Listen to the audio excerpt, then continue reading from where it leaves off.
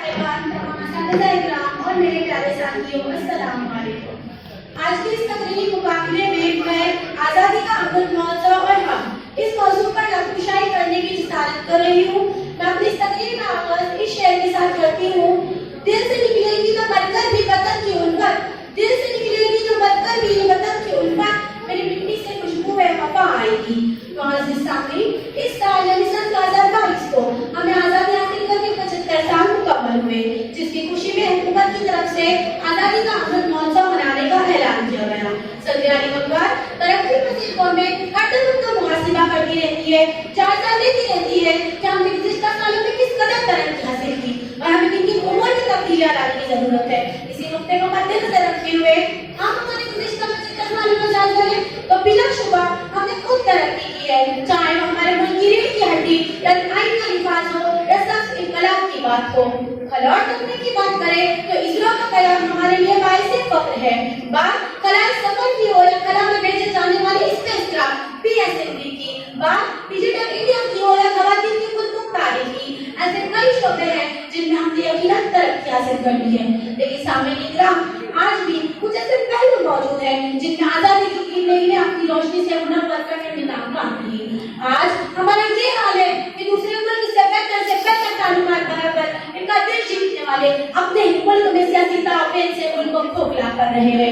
एक तरफ तो ख़वातीन शोबे में तरक्की हासिल कर रही हैं, ऊंचे ऊंचे ओहदों पर फाइज हैं, और कहीं आज भी ख़वातीन अपने ही मुल्क में गैर महफूज हैं। आज हमारे पास नाफिज तो है मगर गरीब के घर में राशन नहीं, हुकूमत चलाने वाले हाकिम का है मगर अमन और इंसाफ नहीं। क्या हमारे मुल्क के रहनुमाओं ने इसीलिए अपने जान की कुर्बानियां दी थी? क्या इसीलिए जेल की कारकुनगी को अपना मुकद्दर बनाया था? क्या इसीलिए हमारे मुल्क के रहनुमाओं ने अपने मुल्क का ख्वाब देखा था?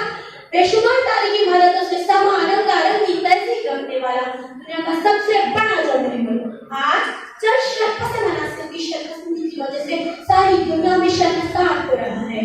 आज हमारे सामने गौर वतन मसाइल, मुल्क की बदनामी, बेरोजगारी, अफसरशाही, पसमानदगी, भुखमरी और आपसी अनार और बुग़्ज़, जिसे हमें आज भी आजादी हासिल करना बाकी है।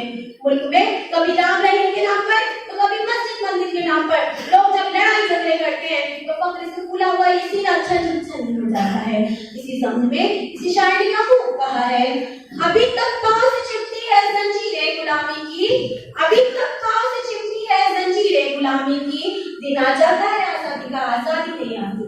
मैं अपने तमाम मुक़द्दर से गुजारिश करना चाहूंगी कि आजादी के इस अमृत महोत्सव के जरिए अपने दिल से जहरीले अनासिर को निकाल फेंकने का हम सबको अहद करना चाहिए। आइए हम वादा करें कि किसी बुराई का हिस्सा नहीं बनेंगे, अपने कौम के खिलाफ होने वाली हर साजिश को नाकाम करने के लिए आला से आला हस्ती बन जाएंगे। आखिर में इस दुआ के साथ इजाजत चाहूंगी, खुदा करे कि मेरे अर्ज़ पाक पर उतरे वो फस्ल गुल जिसे अंदेशाए ज़वाल न हो। यहाँ जो फूल खिले वो खिला रहे सदियों, यहाँ खिज़ा को गुजरने की भी मजाल न हो। खुदा करे कि मेरे एक भी हमवतनी के लिए, खुदा करे कि मेरे एक भी हमवतनी के लिए हयात जुल्म न हो, जिंदगी वबाल न हो, जिंदगी वबाल न हो। खुदा